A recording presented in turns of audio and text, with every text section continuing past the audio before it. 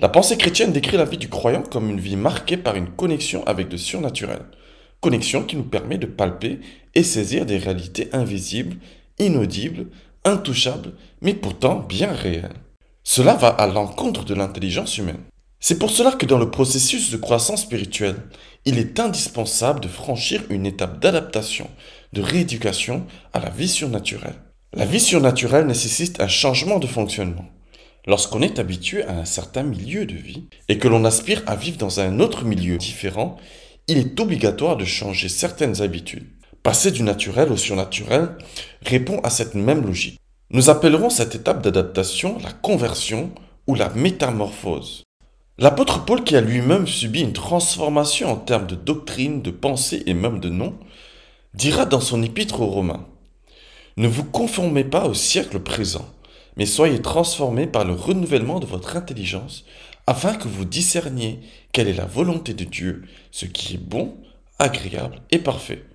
Le mot grec qui a donné la traduction française transformé est le mot métamorpho, qui se rapproche plus du mot français métamorphoser. La métamorphose fait plus état d'un changement radical de nature, comme une sorte de transfiguration. La métamorphose, telle que décrite par l'apôtre Paul, consiste tout d'abord à se détacher du moule du siècle présent. Il faut entendre par siècle le système dans lequel on vit. Ce système, si subtil et difficilement traçable, englobe les idéaux politiques, la norme communément admise, le système de pensée ou la religion commune. L'Apocalypse de Jean appelle ce système la Babylone. Lorsqu'on parle du système mondial, cela suscite souvent des suspicions ou des interrogations. Comment nous sont dictées la morale et la norme à admettre? Quelle est l'origine de la mode vestimentaire, musicale et culturelle dans une société? Il est difficile d'apporter une réponse. Nous ne pouvons que constater que les individus de notre entourage ou nous-mêmes sommes influencés consciemment ou inconsciemment par un mode de vie. Nous reproduisons les mêmes habitudes et adoptons un langage similaire. Le danger ne se situe pas tant au niveau culturel ou vestimentaire, mais plus dans le système de pensée. C'est pour cela que Jésus, dans sa dernière prière au Père, exprimera son souhait de préserver ses disciples du mal, eux qui étaient appelés à ne pas se conformer au système de leur époque.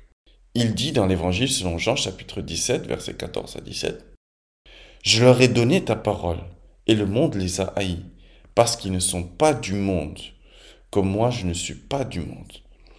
Je ne te prie pas de les ôter du monde, mais de les préserver du mal. Ils ne sont pas du monde, comme moi je ne suis pas du monde. Sanctifie-les par ta vérité. Ta parole est la vérité. » Jésus leur avait donné son logos, c'est-à-dire son mode de pensée, étant lui-même le logos incarné. Durant tout son ministère terrestre, il leur a enseigné à marcher de manière à garder un équilibre à tout niveau et à se détacher du mode religieux, leur proposant un équilibre spirituel qui trouve son origine depuis le commencement au Jardin d'Éden. Cet équilibre est marqué par une connexion au Père céleste. Cependant, face à Jésus, et plus tard face aux apôtres, se sont dressés deux types d'adversaires à la pensée de Christ: la tradition religieuse et l'Empire romain. Premier adversaire, la tradition religieuse. La tradition religieuse était soucieuse de préserver la culture des anciens, la loi de Moïse et la gloire du temple aux vues des nations. Tout au long de son ministère, Christ n'a cessé d'entrer en conflit avec les pharisiens, le souverain sacrificateur et les autres chefs religieux, car il proposait une alternative à leur dure et pénible loi, que personne n'arrivait à observer et qui était totalitaire. Cette alternative que l'on appelle la grâce offrait à tout individu la possibilité d'avoir part à la présence divine, sans condition de mérite et sans crainte des malédictions et sanctions que la loi pouvait ordonner. La grâce abolissait des millénaires de préceptes sacrés et d'institutions. Toutefois, ses adversaires ne comprenaient pas que le prix de cette abolition était le sacrifice du seul être parfait qui puisse exister, Dieu fait homme. Le système religieux faisait rage à l'époque de la première Église et empêchait l'action surnaturelle par le Saint-Esprit. Deuxième adversaire, l'Empire romain. L'Empire romain était le plus grand empire de l'époque et influencer la vie politique, sociale, religieuse et culturelle de cette partie du monde. Une des exigences de Rome envers les autres peuples conquis était l'allégeance de ces derniers pour l'empereur qu'ils devaient considérer comme un dieu. Aussi, la pensée des disciples ébranlait-elle les castes et les catégories sociales, car elle voulait que hommes, femmes, esclaves, maîtres soient égaux, que chacun soit soumis les uns aux autres et que les maîtres soient les serviteurs de leurs propres serviteurs. Quel contraste avec Rome et sa société esclavagiste, où les maîtres avaient droit de vie et de mort sur les esclaves, et où César avait ce droit sur tout l'Empire. Comment Rome pouvait-elle laisser la doctrine chrétienne se répandre, cette dernière qui même déclarait roi, seigneur et Dieu, un homme qui n'était plus de ce monde? Lorsque l'on considère ces deux types d'adversaires et leurs convictions, on comprend l'enjeu de la propagation de l'Évangile. L'Évangile dont Paul dira qu'il est une puissance pour le salut de quiconque croit, bien que de la part de ses ennemis chrétiens, aucune arme n'était brandie et aucune parole injuriante n'était prononcée. Les Romains et les religieux ne savaient mettre un terme à cette nouvelle doctrine que par les armes, tandis que Christ a mis un terme à la tradition ancienne par de simples paroles assaisonnées d'amour et de zèle. Le système socio-culturel, religieux et politique maintenait un certain équilibre général. En termes de religion et de pensée, il y avait la pensée grecque qui inspirait l'éducation des masses, la mythologie gréco-romaine et le culte de l'empereur qui régissait la vie religieuse et le système de caste qui régissait la vie sociale. La vie culturelle était quant à elle influencée par les divers peuples de l'Empire. Tout cela formait la richesse de l'Empire et maintenait une forme de paix. Mais c'est bien sûr une paix maintenue par le glaive de l'empereur. Car qui oserait se tenir contre cette puissance et qui oserait ébranler toutes ces traditions qui maintenaient la stabilité? Le christianisme est intervenu dans cet équilibre sans vouloir forcément détruire des fondements politiques. En effet, Christ n'est pas venu renverser l'Empire romain, comme l'espéraient les Juifs de leur Messie.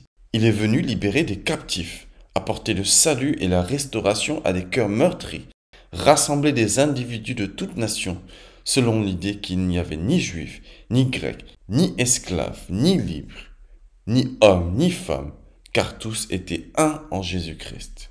Christ voulait établir un royaume, mais un royaume invisible. Il voulait enclencher une guerre, mais une guerre spirituelle contre des forces invisibles. Ainsi, le vrai ennemi des Juifs n'était pas César, mais l'esprit malin qui animait César et qui le maintenait sur le trône du monde. Parmi ceux qui ont rejeté et haï Jésus, nul ne savait cette vérité selon laquelle ce qui est invisible engendre le visible. Et nul ne savait que l'établissement de ce royaume invisible avec ses principes était une issue de secours et pourrait être salutaire à tout point de vue sur une échelle nationale lorsque tout un peuple vit selon les principes christiques. Voici le siècle de Christ, le siècle qui a connu sa vie terrestre et celle des apôtres. Il n'est pas si différent de notre siècle à nous, de ce 21e siècle. En effet, la pensée de Christ est aujourd'hui tout aussi considérée comme une menace et les ennemis de la foi sont et restent la religion et le système qui régit le monde. L'une des plus grandes prouesses réalisées par le système mondial est d'avoir réussi à diluer, voire effacer le message de Christ au sein même de l'Église. C'est pour cela que le contraste est immense entre l'Église primitive et l'Église actuelle, et que les faits surnaturels que l'on enregistrait quotidiennement à l'époque des apôtres se comptent aujourd'hui sur les doigts de la main. Toutefois, plusieurs réveils et réformes ont eu lieu dans l'histoire de l'Église dans le but de revenir à la source et ont redonné l'espoir d'un retour de l'Église à son premier amour. Le défi de toute personne désireuse de voir sa vie renouvelée selon le modèle de Christ, quel que soit le siècle ou l'époque dans laquelle elle vit, est de tenir compte de ces deux types d'adversaires et de ne pas se laisser influencer. La religion nous rend aveugles et insensibles aux réalités profondes et spirituelles. Le système du monde, avec les dérives qu'il peut avoir, nous détourne quant à lui du but et du sens de la vie et peut nous plonger dans la distraction. À ces dangers s'ajoute la difficulté de garder un équilibre de vie sans être radicalement déconnecté du monde. C'est ce que Jésus disait, être dans ce monde sans être du monde.